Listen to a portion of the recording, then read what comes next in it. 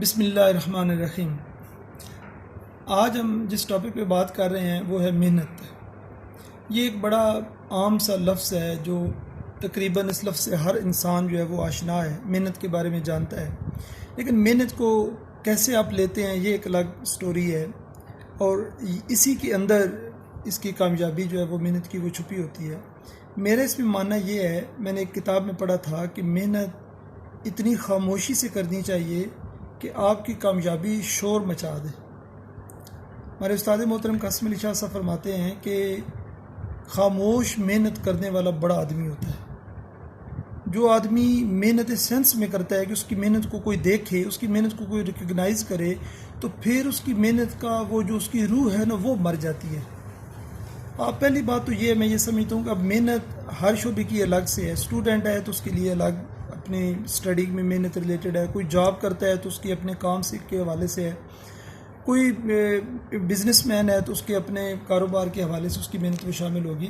लेकिन बात यह है कि सिंसियरिटी की, सच्चाई की, और जब भी आप मेहनत करें तो सबसे पहला काम जो है वो ये है कि आप अपने आप से मुखलिस हों।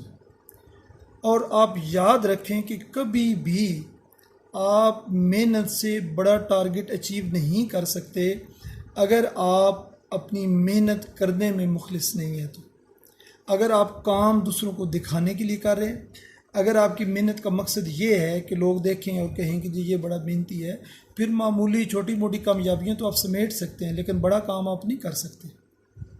हमारे पास कितनी ऐसी मिसालें हैं। अगर कायद-ए-आज़म मोहम्मद अली जिन्ना को ये पता होता कि मेरे मरने के जाने के बाद मेरी हर दफ्तर के अंदर एक तस्वीर लगी होगी, जो करेंसी होगी उसके ऊपर मेरी तस्वीर होगी, और वो ये सोच के मेहनत करता है, तो यकीन करें कि वो इतना बड़ा काम कभी ना कर पाता। अगर अब्दुल ईदी को ये पता होता कि मैं मेहनत इसलिए करूँ कि जब मैं मरूँ तो मुझे 21 तोपों की सलामी दी जाए, तमाम पाकिस्तान के तमाम सूबों के जो वज़राए हैं, जो वज़ीर-ए-आज़म है, सदर है, वो मेरे जनाजे में शरीक होंगे और मेरी इतनी बड़ी इज़्ज़त बनेगी, तो वो इतना बड़ा, पूरी दुनिया में इतनी बड़ी एम्बुलेंस सर्विस वो कभी ना कायम कर पाता।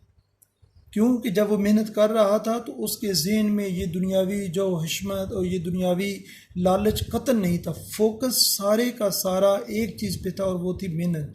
और वो मेहनत थी खामोशी में। उस वक्त भी वो मेहनत होती थी जब लोग उन्हें देख रहे होते थे, और उस वक्त भी वो मेहनत कर रहे होते थे जब कोई उन्हें देख नहीं रहा होता था।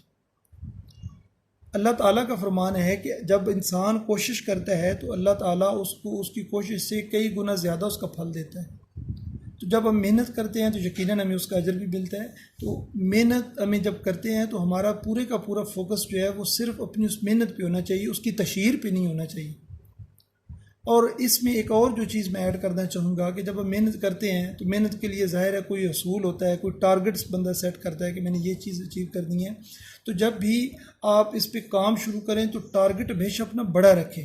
जब आप अपना टारगेट बड़ा रखेंगे तो फिर उस टारगेट के हसूल के लिए जितनी आप जदोजहद करेंगे, अगर किसी ना किसी तरह से वो टारगेट आपको नहीं भी हासिल होता तो उस मेहनत के बदले में आपको बहुत कुछ हासिल हो जाता है। और कई दफ़ा ऐसा हासिल हो जाता है कि आपको बज़ाहिर लगता है कि मुझे वो टारगेट तो नहीं मिला, मुझे उससे कम वाला टारगेट मिल गया है, वो मैंने चीज़ अचीव कर ली है, लेकिन बाद में जाकर आपको पता चलता है कि ये चीज़ तो उससे भी बड़ी थी, ये तो उससे भी बड़ी थी।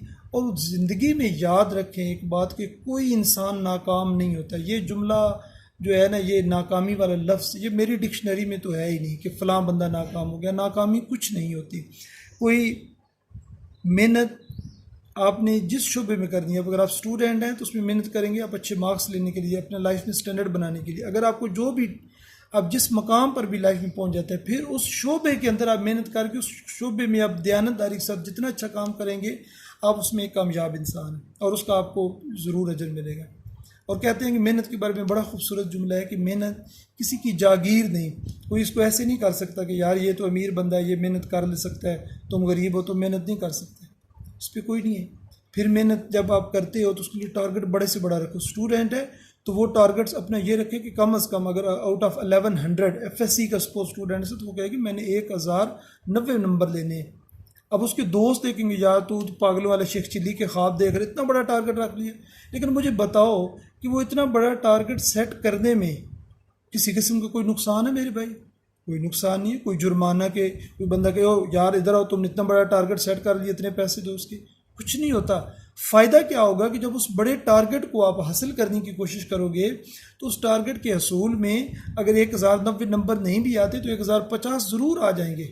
अगर टारगेट ही ये रखो भाई 980 लेने हैं तो वो तो 880 पे भी जाके गाड़ी रुक सकती है।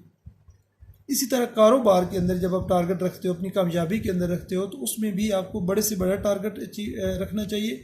और मेरा ये मानना है कि जब इंसान बड़ा टारगेट अपना रखता है, उसको अचीव करने की कोशिश करता है, तो उस टारगेट के हसूल भी उसको हो जाता है। और अगर किसी तरह से न भी हो सके तो उस जदोजहद के बदले में उसे और बहुत सारी चीज़ें हासिल हो जाती हैं।